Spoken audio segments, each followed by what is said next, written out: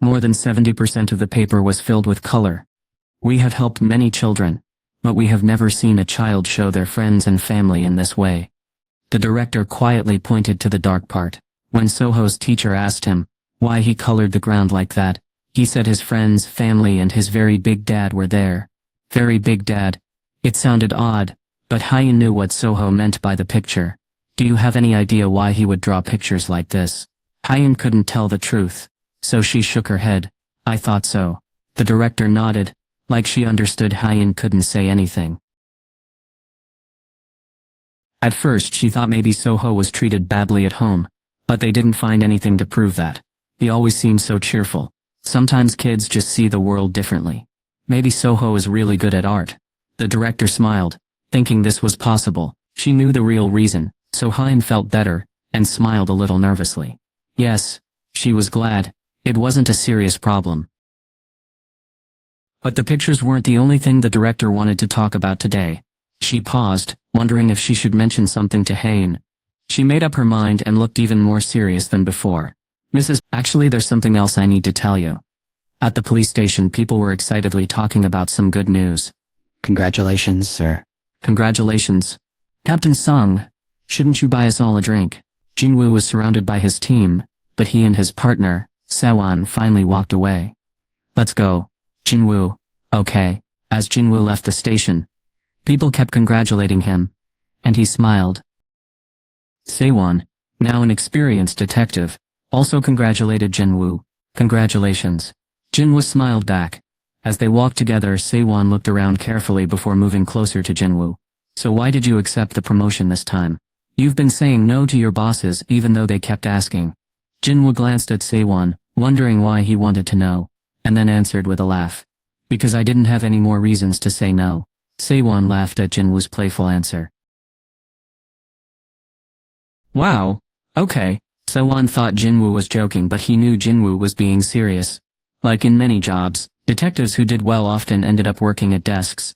Jinwoo liked being out in the field doing investigations, and his bosses, especially Chief Woo, usually let him do that when he could.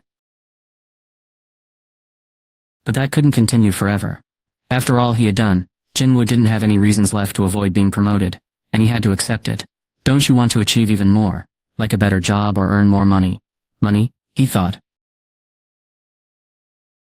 Could Sewon believe that once Jinwoo had earned more money than the biggest law companies in the country, and he had done it before Sewon was even as old as he is now? Jinwoo remembered the time he led Ajin Guild with Jinno, but he didn't share this with anyone. It was a nice memory to think about. He didn't spend too long remembering the past though. Jinwoo had to answer his phone before getting in the car with Sewon. It was Hyun calling. Jinwoo went home earlier than he planned after talking to Hyun. He smiled when he saw Soho's drawings. I didn't know our son could draw so well. Among all the drawings, a picture of Baru stood out to him. No other 5-year-old could draw an ant so well. Jinwoo quickly stopped smiling when Hyun looked at him with a serious expression. Hyun couldn't help but laugh a little at how quickly her husband changed his behavior. She spoke to him as if she were talking to herself. This was not something to joke about. Look at the last page. The last page. It was a picture Shu of his home. Soho said his big dad lives in this dark land. Do you know? Why are you laughing? Oh, it's nothing. I just remembered something funny. Jinwoo laughed so much. He cried because he realized that's how Soho called the big statue in the quiet resting place. He closed his drawing book and wiped away his tears. Jinwoo didn't seem to think anything was wrong.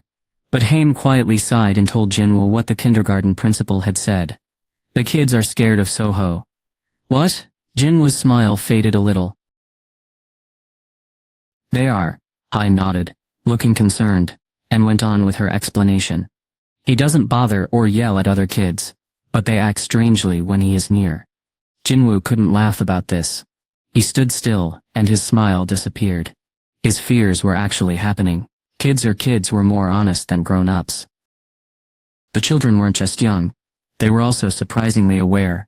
Grown-ups use reason to manage their feelings, but kids trust their gut instincts. They likely stayed away from Soho, because they sensed something very wrong with him. A feeling of danger. Soho's dangerous power could have caused big trouble, but thankfully Jinwoo was strong enough to control it, and keep everyone safe. It was a scary weapon made by a god from a different world. The god hid it inside his most trusted follower, planning to use it to destroy everything he had made. Now this power had accidentally been given to Soho, and it was getting stronger each day. Soho would not be able to live a normal life. Until he could completely control his power, he would need to keep it hidden. Jinwoo looked at the photos on the living room wall. The biggest photo was from their wedding, and many pictures of Soho were around it. Most of the pictures showed Soho with his shadow friends. In one photo Soho was smiling really big, while riding on Baru's shoulders and pulling on his 2 antennae. There were photos of Soho running from Igris, who was helping him with lessons. Another photo showed Soho pretending to fight Bellion with his toy sword. There were many more pictures like those. One by one, Jinwoo started saving them in a special place. "Sweetheart," Jinwoo said, "until Soho can live with other people without problems, I'm going to hide his special abilities and his memories of the shadow soldiers. Soho needed to learn how to get along with people, not just shadow soldiers." Until then, after the last picture was put away, Baru stepped out of the darkness. He had learned about Jinwoo's decision. My King Jinwoo knew Baru cared for Soho a lot, almost like a family member, but Jinwoo had already decided what to do. Baru understood he couldn't change his king's mind, so he bowed his head. That's when Baru saw the drawings. Jinwoo was showing his sketchbook to Baru. "Is this?" Soho had drawn a picture of her. It was the most beautiful picture Baru had ever seen. Tears filled the ant's big eyes. "My king, may I say goodbye to the little master?" With Jinwoo's permission, Baru carefully went into Soho's room. The door creaked open. Soho was sleeping soundly, and his even breaths were like gentle, sweet music to Baru's ears. Baru gently knelt down so he wouldn't wake the boy. "My young master, I say goodbye for all of us who work in the shadows."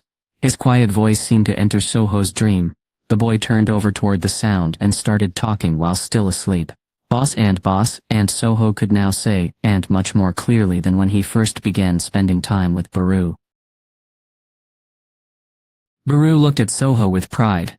"It was a privilege to help you, young master. Please stay well until we meet again." She gently kissed the top of Soho's hand as he sat up. The soldiers waiting below also said goodbye.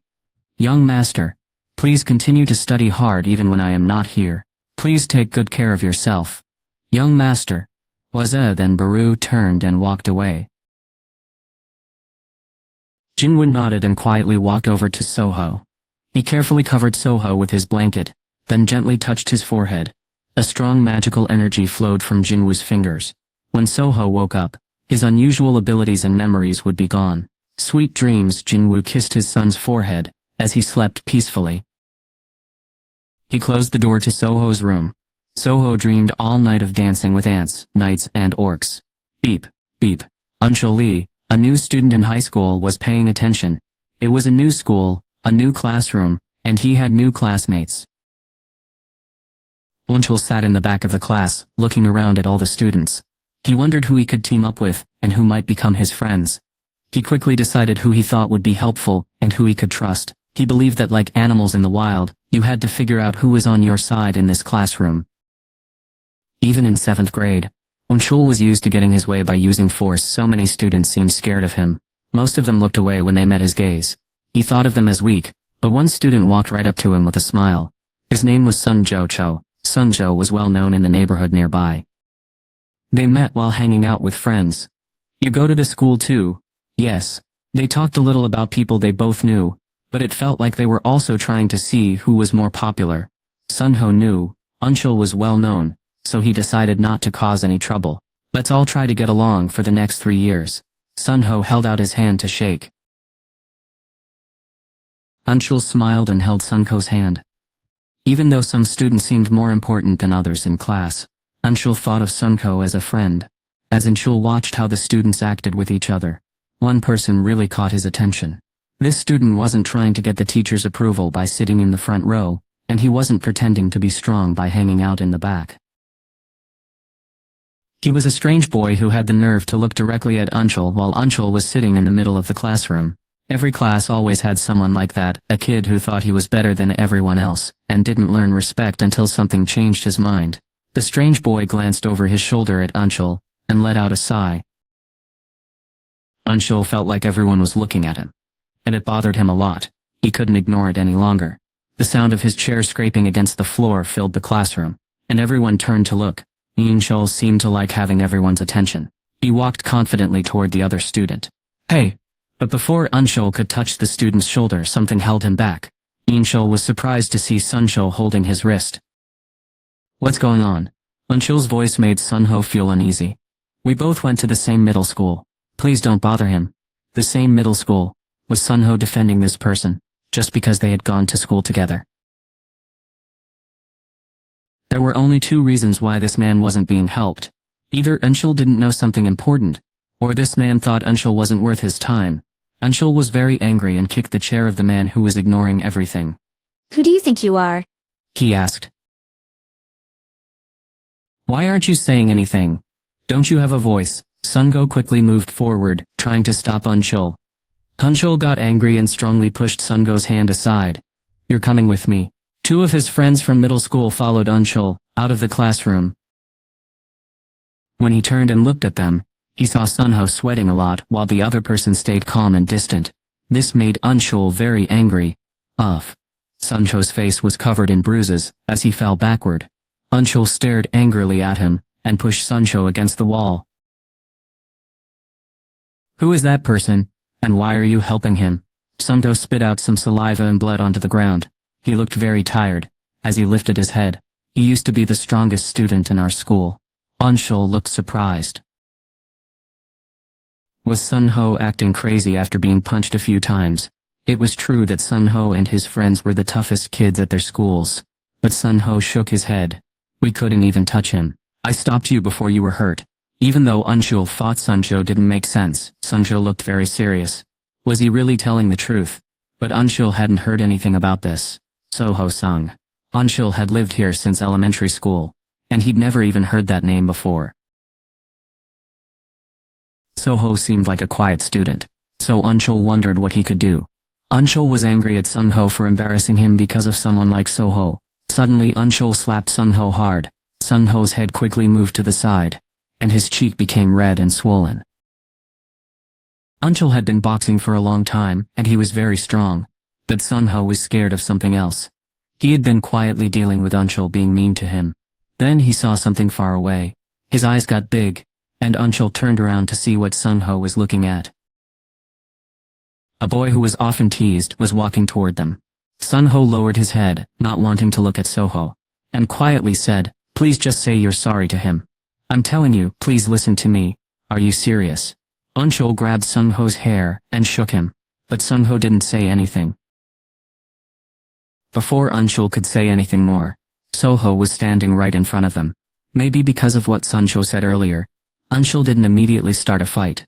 He stepped back from Sunho and watched Soho carefully. Soho wasn't very short, but he wasn't very tall either, especially when compared to Unshul and Sunho, who were both bigger than most 10th graders. Soho was of average size, while you could see his neck and wrists outside his uniform, and they looked strong. He didn't seem like he trained in martial arts or anything like that. Because of this, Unshul didn't believe what Sunho had said. At the same time, Soho didn't pay attention to Unshul as he looked at Suncho's injured face. He clicked his tongue, feeling sorry for Suncho. Sunho. Yes? Let's say you did this, okay? If someone hurt you that badly, you could say you were protecting yourself. Sunho nodded right away. Okay? What did he do? Unshul was confused. Hey, he grabbed Soho's shoulder and turned him around. A bright light appeared in front of Unshul. He suddenly fell to the ground. At the same time, two of his helpers behind him also fell unconscious. What a frightening person, Sunho thought. If he hadn't practiced sports and trained his eyes, he wouldn't have been able to see how quickly Soho moved. Soho quickly hit Unshul in the face, and also hit the sensitive areas of his friends. His punches were fast and strong, like an animal attacking. Once Sunho tried to fight Soho, and afterwards wondered if Soho was incredibly strong. Maybe even stronger than a normal person. After what happened, things at school became surprisingly calm. Sunho sighed as he looked at Unshul and his friends on the ground. Unshul's nose was broken, and his friends had broken bones. The story spread quickly, Everyone knew that Unchul Lee from XX Junior High had been defeated by Suncho Cho from YY Junior High. Unchul didn't say anything after that. He didn't want anyone to find out a younger student had knocked him out, so Sung-ho had won again. But he felt a little ashamed because someone else had helped him win. While Sung-ho was thinking about this, Soho walked over to shake his hand. Now that things turned out this way, Soho said, "Let's look out for each other when we get to high school, okay?" Sung-ho rubbed his cheek and quietly shook Soho's hand. Everyone was talking about what happened with Sun-ho. Did Sun-ho really fight those 3 boys? Someone asked. "It makes sense," another student replied. "I thought he looked strong from the beginning." People said Sun-ho had been taking judo lessons since he was young, and was well known for it back home. Maybe I should try judo too. One student wondered. The classroom was filled with chatter about how Unchul and his friends had been taken to the hospital. Students started to see Sun-ho as a hero because he stood up to Unchul's group to protect a friend from junior high school. Even though it was still early in the school year, and some students didn't know each other well, everyone was talking about the fight. While everyone chatted, Soho stared out the window, lost in thought. The school day was almost over, and the sky was turning a warm orange color. So had to try hard not to yawn. He was bored. Lately, Soho had been yawning a lot. He was very bored. He secretly wished for something surprising and exciting to happen. When he thought about this, it made him feel even more bored. Suddenly, the back door to the classroom opened. All the students looked at the door. Sun-ho walked in and went directly to his seat without saying anything. Everyone felt bad for Sun-ho's injured face. Even so, Sun-ho had become the new leader of the classroom, taking Unchul's place. "Hey." Soho was still looking out the window when someone tapped him on the back. He turned to face a girl in his class. "He's acting this way because of you. Won't you say thank you?" "I already did." "Oh, all right." The embarrassed girl quickly opened her book after hearing Soho's short answer. Soho went back to looking out the window. He was so bored. The sun was starting to set. It was time to go home. Everyone hurried out of the classroom, but Soho stayed near the window, watching the schoolyard. Students kept leaving through the school gates. Soho didn't enjoy being around large groups of people. His mom often said he was a lot like his dad in that way.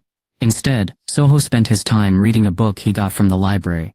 When he finally looked up to go home, the classroom was empty. Soho carefully packed his bag and put it over his shoulder. It was good to take his time, but he was starting to worry about being late for dinner. If he didn't hurry, his mom would be upset. That would be bad enough, but if his dad found out, he made his mom angry. He didn't even want to think about it. Soho suddenly felt shivers run down his spine. He shook his head. How old would his dad have to get to stop being so frightening? Soho thought he would never be able to win against him, even when his dad was very old. Shaking with fear, he ran toward the closed back door of the classroom. But when he tried to open it, he couldn't. The door wouldn't open at all. If it was just locked, it would at least shake a little with all the force Soho used. But the door didn't move even a tiny bit. It was like he was trying to pull down a wall. What was happening? Soho's eyes got big as he ran to the classroom's front door and grabbed the doorknob. The front door looked just the same. Soho was surprised and quickly ran to the window to look outside. He saw something unbelievable. The students walking out of the school gate. The students practicing with their sports teams. The cars on the road. People walking on the sidewalks. And even a ball flying through the air. Everything had stopped. How could this be? Soho hit the window with both fists as hard as he could. Bang! But instead of breaking, it felt like his fists bounced off of rubber. That's when it happened. As Soho turned from the window to think, he noticed a dark opening appear in the back of the classroom. It started small, about the size of a volleyball, but quickly got bigger and bigger. Soon it was large enough for someone to walk through. The doorway looked very dark, and seemed like it might pull him inside. Most kids would have been really frightened. But Soho put his hand over his heart instead of crying or yelling. Boom, boom, boom! His heart was beating fast. Soho might have known something like this could happen. His mom always said he was a lot like his dad. What would his dad do in a situation like this? He already knew the answer. His heart beat faster and faster. His feet moved him toward the gate, so he reached out to touch it. A buzzing sound filled the air, and little sparks flew out. But even with the sparks, he didn't feel any pain. Soho felt calm as he stood there like he was finally home after a long trip. It felt strangely familiar as if he had visited this place before.